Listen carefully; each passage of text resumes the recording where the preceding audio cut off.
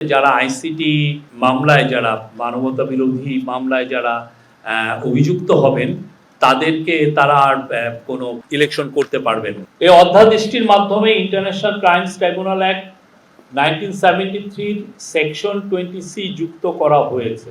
নতুন সংযোজিত ধারা অনুযায়ী কোনো ব্যক্তির বিরুদ্ধে উক্ত আইনের সেকশন 9(1) এর অধীনে আনুষ্ঠানিক অভিযোগপত্র ফর্মাল চার্জ দাখিল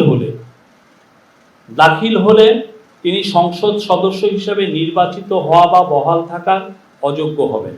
একইভাবে তিনি স্থানীয় সরকার পরিষদ বা প্রতিষ্ঠানের সদস্য, কমিশনার, চেয়ারম্যান, মেয়র বা প্রশাসক হিসাবে নির্বাচিত হওয়া বা বহাল থাকার অযোগ্য হবেন। এমনকি প্রজাতন্ত্রের চাকরিতে নিয়োগ পাওয়া বা অন্য কোনো পাবলিক অফিসে অধিষ্ঠিত হওয়ারও অযোগ্য হবেন। শিয়া বাটার ও ভিটামিন ই সমৃদ্ধ লিলি বিউটি সোপ, তারুণ্যময় উজ্জ্বল ত্বকের জন্য। রিমার্ক।